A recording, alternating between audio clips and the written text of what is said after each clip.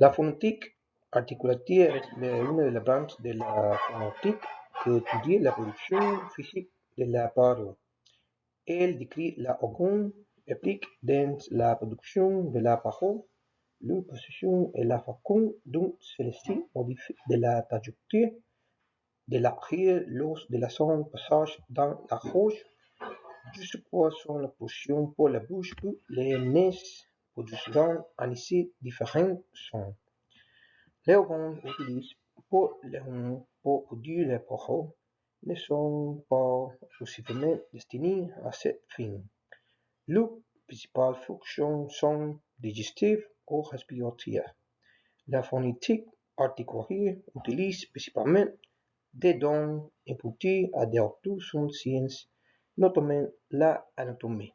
La production de la parole se déroule en deux phases: l'énunciation, la phonétisation et l'articulation. La respiration est fondamentale pour comprendre la production sonore.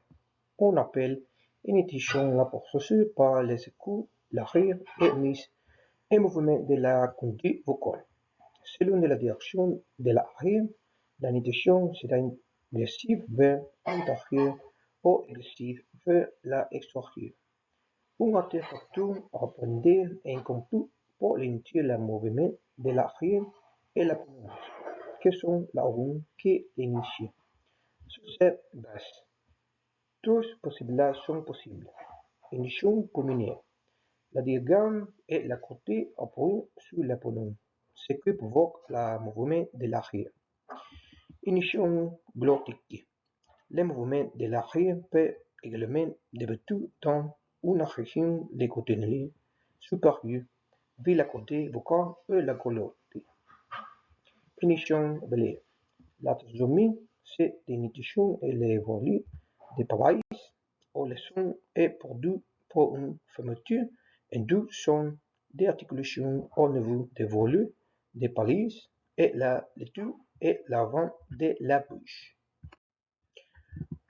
Lors de l'articulation d'un son, il est important de distinguer le mode de l'articulation du point de l'articulation. Le point de l'articulation désigne la partie de la cavité vocale où se produit l'arrêtissement. Le plus important, c'est le grand mot lèvre, l'instance exact, qui provoque l'arrêtissement pour permettre de la passage de l'arrière. Le mot de l'articulation désigne la caractère complet ou incomplet de l'obstruction, la friction qu'elle provoque et la façon dont ces restrictions se relâchent vers la fin de l'articulation.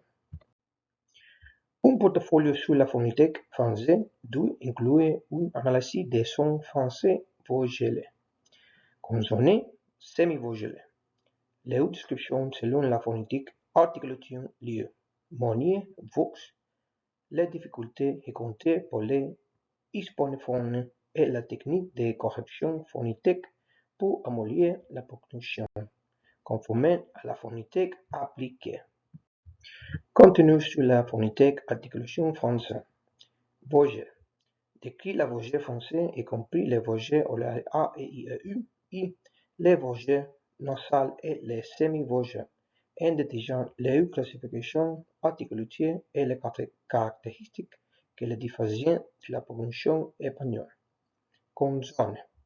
Analyse de la consonne française en vous concentrant sur les points d'articulation où les sons sont produits. Le humour de l'articulation commune, l'arrière est modifié et la rue présence est votre déforcément sur le côté vocal vivant. Spécificité phonétique. Ce cours comprend une explication des voyelles nasales et des caractéristiques de la nasalie inversée, ainsi que des semi-voyelles qui sont d'autres voyelles prononcées ensemble. Contenu sur la phonétique corrective phonétique appliquée. Analyser des arrêts correctés.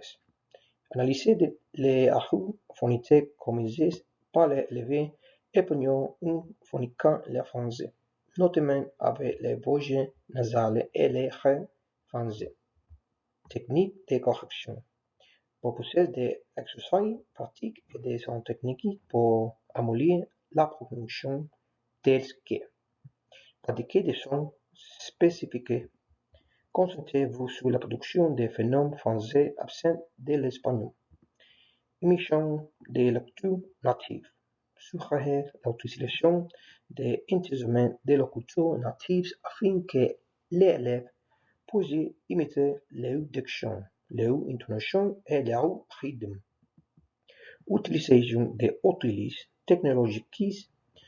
Recommandez la distribution des ressources telles que des applications d'apprentissage les langues pour vous entraîner et pour obtenir des commentaires sur votre prononciation. Sensibilisation de l'articulation.